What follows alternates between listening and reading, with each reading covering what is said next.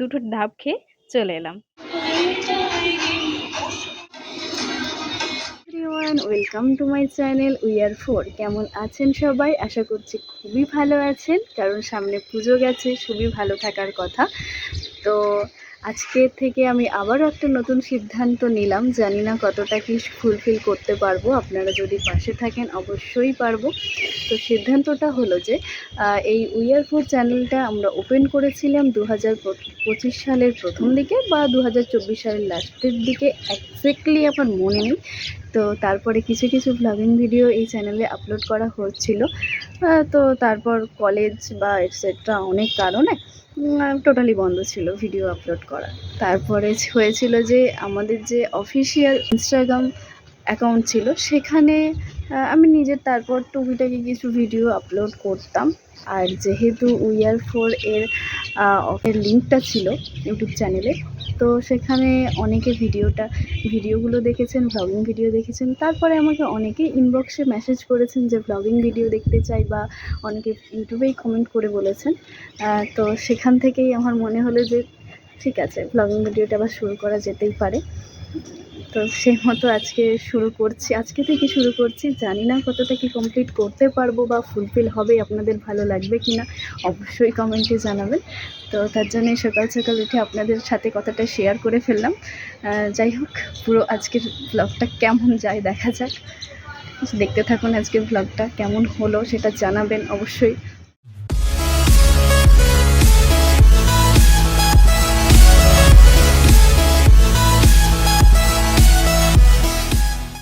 যেহেতু আমি ছাদে এসে ভিডিওটা করছি, এই সকালের ওয়েদারটা আপনাদেরকে মিস করাতে চাইছি না। ওয়েদারটা খুব সুন্দর লাগছে না বলুন?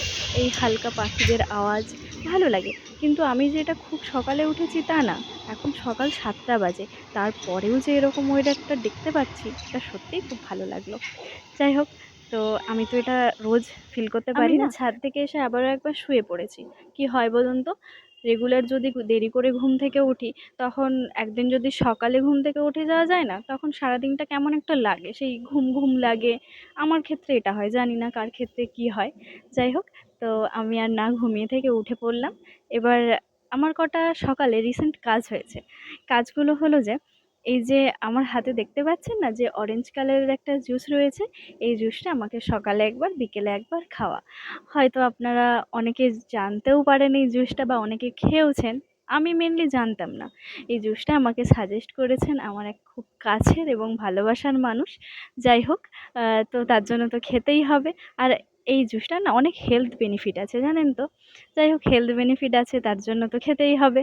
আর এই যে মোটিভেশনটা আমার, এইটা হলো ওই 1 দিন 2 দিন 3 দিনই থাকে, এর বেশি থাকে না। সেই আমার মতো কার কার এই অবস্থা আমাকে কমেন্ট করে জানাবেন। যাই হোক, তো এবার একটু, যেহেতু এটা একটু খেতে টক টক টাইপের, তো সেই একটু দেরি করে করে খাচ্ছিলাম। তারপরে মনে হলো না, দেরি না করে একটু তাড়াতাড়ি খেয়ে নিই, কারণ কি এরপরে আমার কটা কাজ রয়েছে, সেগুলো করতে হবে। আর কাজগুলো করার আগে আমাকে তার আগে স্নান করতে হবে। তো আমি স্নানটা করে আসি, তারপর আবার দেখা হচ্ছে।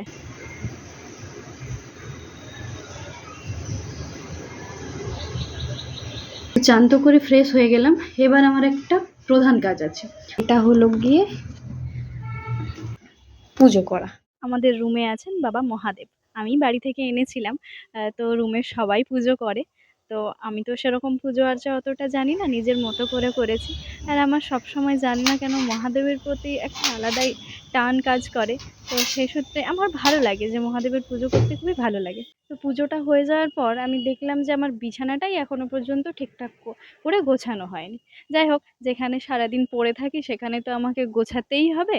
আর এটা একটা সিক্রেট বলি, এই যে দেখতে পাচ্ছেন উল্টো দিকে যে বালিশটা রাখা আছে না, আমি কিন্তু ওদিকে শুই না। আমি ঘুমাই মেনলি রাতের বেলা এই দিকে, আর দিনের বেলায় যখন মোবাইল ঘাঁটি ওই দিকে শুই। তো এটা বলতে পারেন একটা ব্যাড হ্যাবিট। যাই হোক, আর একটা সিক্রেট শেয়ার করি। এই যে দেখতে পাচ্ছেন আমার হাতে যে ব্ল্যাঙ্কেটটা, এই ব্ল্যাঙ্কেটটা আমার সাথে গ্রীষ্ম, বর্ষা, শীত সবসময় থাকে। কারণ কি হয় জানেন, আমার ওই রাতের বেলা গায়ে কিছু চাপা না দিলে ঘুম ধরে না। আর যেহেতু ব্ল্যাঙ্কেট একটু পাতলা টাইপেরই, তাই এটাই আমার চলে যায়। যাই হোক, এটার মায়া আমি ছাড়তে পারি না। একটু সকাল করে উঠেছি বলে আজকে যেন মনে হচ্ছে দিনটা যেতেই চাচ্ছে না, কত বড় মনে হচ্ছে। আর অন্য দিন যখন কলেজ থাকে তখন তো আমার উঠতে উঠতেই 8টা বাজে, তারপরে রেডি হয়ে কলেজ যাওয়া, ব্যাস। এবার বিছানাটা ঠিক করতে করতে দেখলাম এবার আমার জল শেষ হয়ে গেছে। যাই হোক, আমি জলটা আনি, আপনারা ভিডিওটা দেখতে থাকুন। সত্যি এই বোতলটা বেশ সুবিধাই হয়েছে, বুঝলি। এই যে একবার ভরে নিলাম আর কোনো জ্বালা নেই। আমার বিকেলে শেষ হয়ে যায়, তারপরে আবার ভরলে। আসলে কি হয়েছে বলুন তো, এই যে পুজোর ছুটিতে বাড়ি গিয়েছিলাম তখন সব বোতলগুলো নিয়ে চলে গেছিলাম, দিয়ে আনতেই ভুলে গেছি। যাই হোক, তারপরে রুমে এসে দেখলাম যে একটা বড় বোতল ছিল, এটা আমার না যদিও, তো আমার ক্ষেত্রে ভালোই হয়েছে। তো তারপরে আমরা একটু বাইরের দিকে বেরোবো বলে রেডি হচ্ছি। আর যেহেতু সামনেই বেরোবো আর আমাদের রুম থেকে একদমই সামনে, তাই আর ড্রেস চেঞ্জ করলাম না। দোকানটা যাবি না কলেজের ওই দিকটা? কি বল। হ্যাঁ, দিদিকে ভালো পাবো সেই দিকে।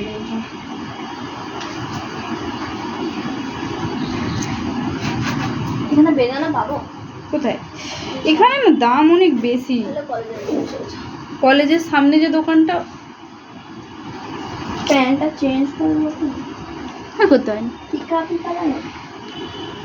আমিও তো তাই বলেছি, এবার কে দেখবে? ধুর, চেনা বাবু না কই। তো আমরা বেরিয়ে পড়েছি, এবার যা যাক আমাদের ডেস্টিনেশন, আমাদের কলেজ মেদিনীপুর কলেজ। आराम हो गया कॉलेज में पढ़कर, ये हमारा पुराना बिल्डिंग है। বললাম না সামনেই যাব। আর এই যে আমাদের কলেজ, আর কলেজের সামনেই রয়েছে একটা ফলের দোকান, আমরা সেখানেই এসেছিলাম। আর যেহেতু কলেজ থেকে আমাদের রুমটা 3-4 মিনিট হেঁটে যেতে লাগে, তার জন্য এখানেই এসেছি। তো এখানে ফল কেনাকাটা করে তারপরে মনে হলো যে আখের রস খেতে যাব। আর ওখানে দোকানটা বন্ধ থাকার জন্য একটু দূরেই গিয়েছিলাম, তো যেতে যেতে রাস্তায় ডাব দোকান দেখতে পেলাম, তাই দুজন দুটো ডাব খেয়ে চলে এলাম। এই রাস্তাটা বেশ ভালো, পুরো ফাঁকা ফাঁকা। এই রাস্তাটা দাঁড়িয়ে বেশ ছবি তুলে মাঝে সাথে আসি। হ্যাঁ, চলুন এখন এবার রুমের দিকে যাওয়া যাক, তারপরে আবার রুমে গিয়ে দেখা হচ্ছে। রুমে এসে মনে হলো আমাদের রুমে কতগুলো 3-4 দিন আগে থেকে বেল রাখা ছিল, তো সেগুলো এবার 3জন রয়েছি, 3জন মিলে বসে বসে মাখলাম। তো তারপরে দেখতেই পাচ্ছ,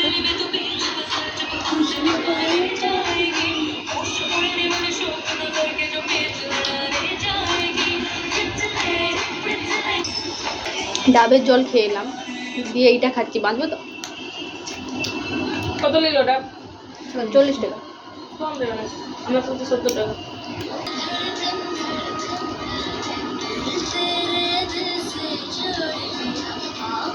মুভির গানটা বলতো। দিবানি তোর মনে হয়। হুম তো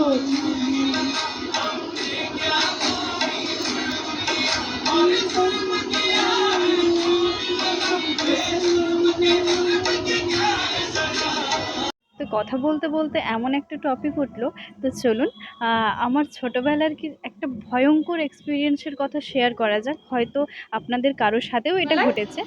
উঠেছিলাম, ঠিক আছে, আমি আর আমার একটা পিসিমণি উঠেছিলাম, যে সেই নিচের দিকটা যখন নামছে মনে হচ্ছে আমি গেলাম, এখানে উপরে উঠছে যখন ঠিক আছে, নিচে যখন নামছে মনে হচ্ছে আমি মরে গেলাম, আর নাই। মানে সেই থেকে আমি, সেই ছোট থেকে জীবনে ওই নাগরদোলায় চাপার কথা আমি জীবনে ভাবি কোনোদিন চাপায় নেই, বন্ধুদের দৌলতে চাপেছিলাম আমাকে যেই বলুক। সেটা কি?